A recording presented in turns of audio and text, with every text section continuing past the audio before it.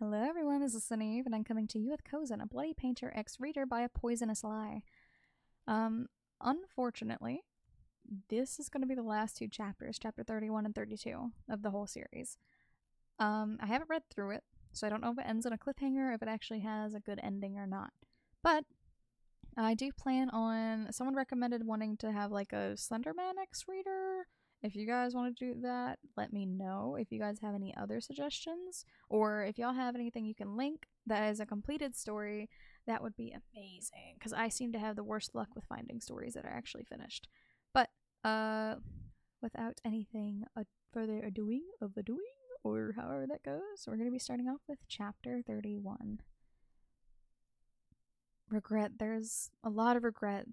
Everything that is happening is going on such a fast pace. Why does he keep pushing everyone away? Did he feel as if he didn't deserve someone to be by his side? Or did he know he was going to crush them?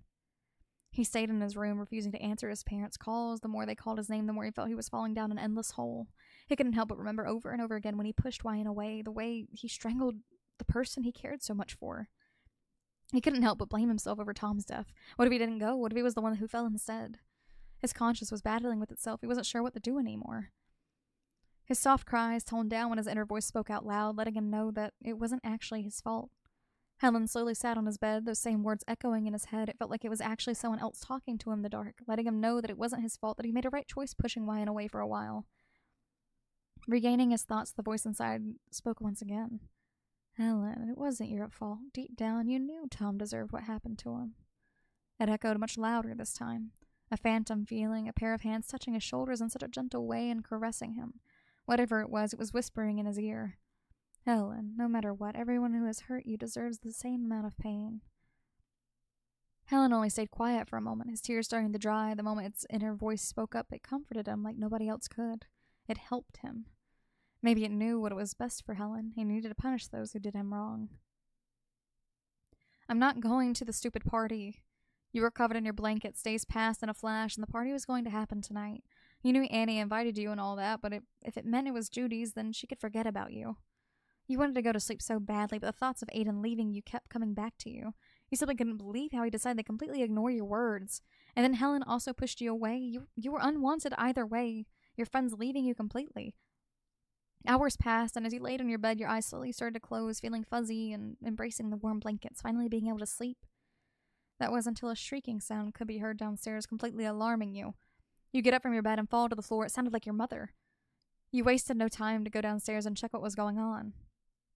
Your eyes met your mother's figure, struggling to keep the door from the front closed. Mom? You called out to her, quickly assisting her to close the door, and you kept pushing, but at the same time your curiosity got the best of you as to who was trying to open the door from the other side. The small opening gave you a chance to see a white shirt in red, yet you couldn't see who it was until the person spoke up. Please, please let me in, I beg you, Wyan. Your figure completely froze when you realized it was Aiden's voice. Mom, it's Aiden. Please let him in. You quickly tried to open the door, and that's when Aiden finally fell on the floor with a hard thud. You quickly dragged him in as he grunted in pain. Your mom closed the door shut behind you. As you looked at Aiden, you could see he was completely injured. His shirt was completely soaked in red liquid, and it couldn't be his own blood, right? You tried so hard to deny it until you turned him on his back, looking at his hand holding his side. His left eye marked with a big slash as it kept dripping blood. Mom, call the police right now. Your mother quickly ran to the kitchen to dial the police. You could only see in pure fear as to what happened to Aiden. Aiden, please stay with me. What happened? You held his side, putting pressure so he wouldn't lose any more blood. Annie. He spoke up between harsh breaths. He couldn't help but cough violently as he choked on his own blood. I already called the police, Wyan. They should be on their way. Your mother finally came back, bringing a white towel to cover and apply pressure on his injury the best she could. You stayed silent, thinking that the only words Aiden blurred out was Annie. Was she in danger too? Did she get caught by someone? Is the same person who hurt Aiden going for her? You slowly got up, trying to reach the door. Annie, I need to look for her. Your mother's eyes widened, completely disagreeing with your idea. Wyan, don't even think about touching that door. You are staying inside until the police arrives. Don't you see there's a maniac attacking people outside? She shouted. But Mom, Annie is... Your mom didn't let you finish, interrupting your words as her tears slowly found in her cheeks. But what about you, Wyan? I cannot let my child go outside caring for others. I don't want you to end up like him. Please think about yourself for once. Everything was silent once your mother finished what she was saying. The room was silent for a moment, and you only watched your mother's figure crouch down as she held Aiden's head with her hand, trying to keep him awake. You could see it in her eyes that she was scared, but she was more than prepared to do anything to keep you safe and to make you feel safe. You wanted to say something else, but your mouth was quickly shut when the sound of glass shattering from the kitchen could be heard. Even the sound of someone stepping on the glass could be heard, and they broke in. Chapter 32. The room went silent after the shattering sound. Millions of thoughts, but a single and logical one came to your head. Possibilities that it was the same person that harmed Aiden came in and it was looking for him. Mom, take Aiden with you upstairs, you whispered to her. Your mother only looked at you in disbelief. She didn't want to leave you with whoever just broke in. It was too late to take him upstairs or to argue. The footsteps stopped where you were met with a shadow, and you slowly turned around to see the person that broke in. He was standing at the entrance of the kitchen as he looked at you. He was wearing a white mask, so you couldn't completely see his face, but you definitely felt his eyes on you. Stay away, your mother shouted at him, trying not to get any closer to you. It was a bad idea as this person broke out of their trance and moved their head to look at your mother. He even noticed Aiden in her hold. He walked fast towards your mother, pushing her away with his foot in an aggressive manner, and this made your mother let go of Aiden and drop his head harshly on the floor. Wait, don't do anything to him. You tried to stop him, only for the masked person to point the knife at you as he was crouched down, his other hand grasping Aiden's hair tightly. His head moved to look up at you, and he didn't say anything, but he still kept his knife pointed towards you. Please, let him go. I don't know what he could have done. The masked person finally answered. Shock came through your body when you recognized his voice. He's done a lot of things to you, he continues. Helen? You called out his name. That was Helen, your very own friend. You felt your legs weakening as you finally heard his voice again, but he was dressed way too differently. Helen stood up this time, still grabbing Aiden's hair, almost dragging him as he turned around to face you. He's done a lot to you when Tom was alive, and you still care for him? He asks. Though as he was about to speak up more for your mother, quickly grabbed him, grabbing her arms around him, trying to restrain him from doing anything else. Helen harshly lets go of Aiden, and he quickly tried moving backwards, but struggled as your mother tried to stop him. Wyan, please run. Find the police. They should be on their way already. He only backed away slightly, Helen freeing himself from your mother's grasp, pushing her away harshly, making her fall on the floor with a hard thud. I will make sure to hurt those who have hurt me and you, Wyan. And I will start with this weak and pathetic thing. Helen takes off his mask, his blue eyes finally coming into contact with yours.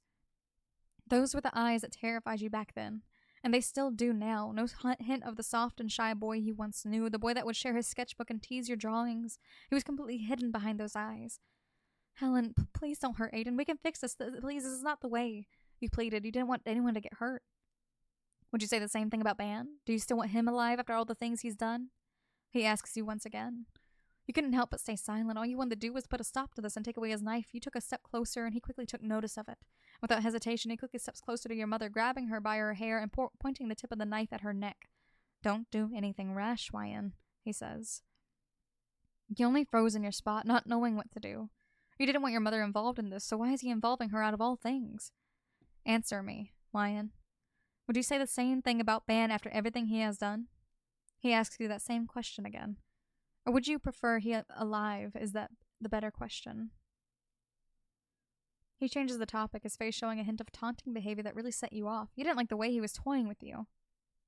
The way he had your mother in his grasp, and the way he just had Aiden laying on the floor by his side. Please let her go. You got on your knees as you looked defeated. You didn't want anyone to get hurt, so why was Helen making everything difficult? You didn't understand. Helen, please, I'm begging you, don't hurt anyone. We can fix this. It's too late to fix anything. He responds softly, the hand that was holding the knife pulling away from your mother's direction, but quickly moving to Aiden's body, ready to jab him on the back of his neck. You wasted no time to quickly tackle him before he could even do another movement.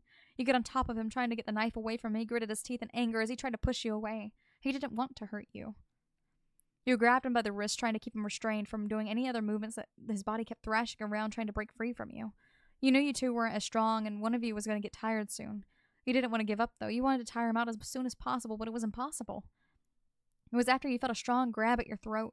Helen broke free, and he took the opportunity to grab you by the throat, pushing you to the side and slamming you to the floor as hard as he could, now taking the chance to get on top of you, both hands wrapping around your neck, completely strangling you, reminding you of the first time he tried doing it when you were at his house.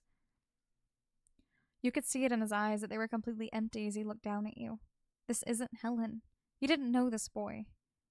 Your vision was becoming a blur at the sight of this unknown boy strangling you. That is the end of that chapter, unfortunately.